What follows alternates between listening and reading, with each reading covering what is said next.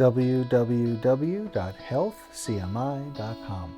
Acupuncture Continuing Education Online. Today, let's take a look at two recent articles in the news department. Simply go to healthcmi.com, click on news. One article, Acupuncture Alleviates Depression Quantified, published January 11, 2020. And the other article, Acupuncture Angina Relief Confirmed, published January 15, 2020. Now, the first article on depression, very interesting. Researchers from the Shaoxing Seventh People's Hospital conclude that a modified version of the herbal formula Chai Hu Shu Kan San plus acupuncture is effective for the treatment of depression. Based on the Hamilton Rating Scale, serum cytokine and neurotransmitter levels, the total effective rate was 100% for patients receiving both acupuncture and herbal medicine.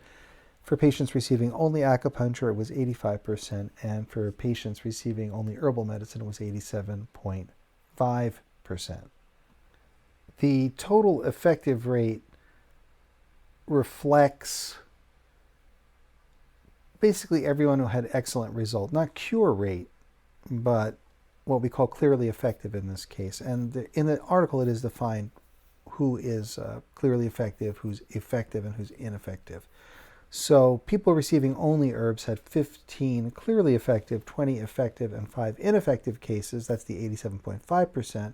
The acupuncture only 15 clearly effective, 19 effective, 6 ineffective cases, and that is the 85%. Now, when people had acupuncture plus herbs, 19 clearly effective, which means excellent result, 21 effective, and then no ineffective cases, and that's where we get the 100% total effective rate. So that's based, again, on the Hamilton Depression Rating Scale, but also serum cytokine and neurotransmitter levels.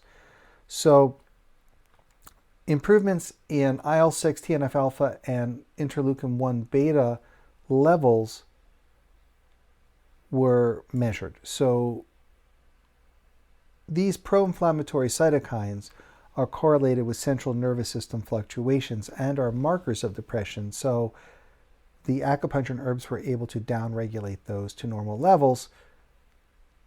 The exact levels are given in the article. When we combine the acupuncture plus herbs, we get the best results. Now, when it comes to serum neurotransmitter levels, including serotonin, which is 5-HT, and norepinephrine, also BDNF, which is brain-derived neurotrophic factor, those levels improve significantly in all three groups, acupuncture, herbs, and the combined group, with the combined group, again, acupuncture plus herbs getting the best result. And that's very important. When you have low serotonin levels due to depression, the patient isn't just fighting an emotional battle. They're fighting a physical battle with their chemistry. So acupuncture and herbal medicine are able to help with the physical problems associated with depression. So a great article. Take a look at it. Again, go to healthcmi.com. Look at Acupuncture Alleviates Depression Quantified, published January 11, 2020. Cannot underestimate how much support people need when they have depression. Now, access to care issues are going to be significant. Why? Because when someone's depressed, they may not be motivated to seek out the tools they need to get better. But acupuncture here is clearly one of those tools that can address a lot of the issues. Sometimes we can help regulate sleep, sometimes help people feel a little better, but again, our MRI studies show better brain functional connectivity. We can go to healthcmi.com, click on news, and look for those articles. And here we're looking at serum levels of neurotransmitter and cytokine levels, and of course the assessments like the Hamilton Depression Rating Scale of emotions. So take a look at that. Really interesting article. Our second article today on angina relief, the heart and chest pain. Acupuncture was shown to reduce the frequency and severity of angina attacks. Most of the research we cover here is original translations from the Chinese, and our HealthCMI translators and researchers get that to you in English. What we've done here also is summarize what was published in English in the Journal of the American Medical Association Internal Medicine. So this one was released in English, and basically acupuncture was effective, and also a special herbal formula, Su Xiao Jiu Xinwan, which is an herbal extract including concentrated components of chuansheng and bingpian, which is Borneo. One variation or another, we find bingpian sometimes with sanqi and other herbs, the famous danshen dripping pill, helpful in this situation for heart disease. This is a nice study because it compares acupuncture and non-affected meridians. Acupuncture addressed the specific points on affected meridians, including PC6 Neiguan and Heart 5 Song Li. And it also compares with a waiting list and a sham acupuncture group. So we really get a lot of comparisons.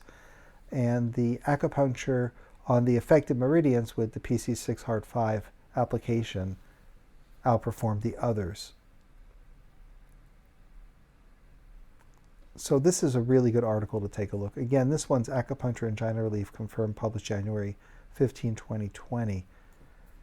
And it's not the only article we have on angina, but it's certainly an important one. And I like the controls in this study. It's very formal and something worth taking a look at. If someone's suffering from angina pain and not getting acupuncture, they're at a distinct disadvantage not using all the tools available to them. So that's that article, again, at healthcmi.com, the news department. You can take a look at a lot of things that we have. Most of what we have is research-based. Some of it is politically based, like, acupuncture, new regulation, or things like that. So we hope you enjoy the news department. It's a free service that we get out there to show what we can and cannot do with acupuncture and herbal medicine. The reason why we talk about both of them in the news department is that traditional Chinese medicine encompasses several forms of medicine, including acupuncture, herbs. Another one that's commonly used is Tui Na massage, another type of medicine used. We see bone medicine especially incorporated into that, and Chinese medicine dietetics. At Health CMI, we also have some continuing education courses, some ebooks included, like Dietetics #1 and Chinese Medicine Dietetics Remedies. Those are online courses for acupuncturists, which have a lot of ways of incorporating Chinese herbs into foods and cooking to have an incorporation of healing herbs into the daily diet. So that's also kind of another thing we go after in terms of improving health and fitness. Naturally, there are other branches of Chinese medicine like Qigong and Tai Chi, the movement arts, that help to heal people, which is also very important under diet, exercise, breathing, and meditation. So take a look at that.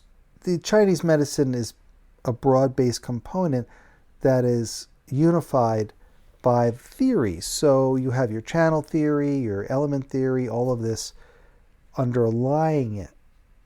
And while mysterious, if people talk about qi, they think, oh, well, qi doesn't exist, it's not proven, it's not this, it's sure.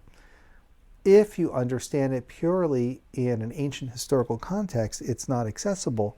But qi is available to everyone and does exist. It can be as simple as you walk into a room, it's brightly lit, it's well laid out, and you feel good in that room. Well, you say the room has good qi. And you walk into a dank, moldy basement, and you say, oh, it's bad qi. It can be as simple as that.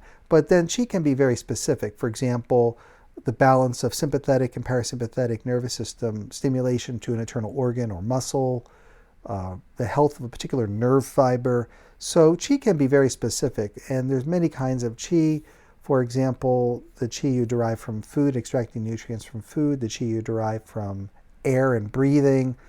And this can be broken down in terms of biomedical analysis as well. What you do with oxygen, how well you extract nutrients from food and deliver it to the cells, things like this. So while we have a mystical component to qi, we also have just kind of an everyday component where we can understand it in very simple terms. And then in acupuncture, we have the meridian system. So we know if we stimulate specific points in specific areas of the body, we can then stimulate specific medical effects on the body. And in the case of depression, for example, we saw that we can, using Heart 7 and PC6, benefit serotonin levels. So that's one example. So you've got what we call the heart and pericardium qi being stimulated to benefit blood serum levels. And hopefully that demystifies the concept of qi a little bit. I think if someone, for example, is in interior decorating and design, they really kind of get that when they work on laying out a room, what feels good, what flows well, or how you feel after you have a good meal, the qi in the food, the freshness of the food and the lightness or the heaviness of it. So we can apply this concept in many directions. And hopefully that clarifies things a little bit and explains a little bit of that underlying concept of qi.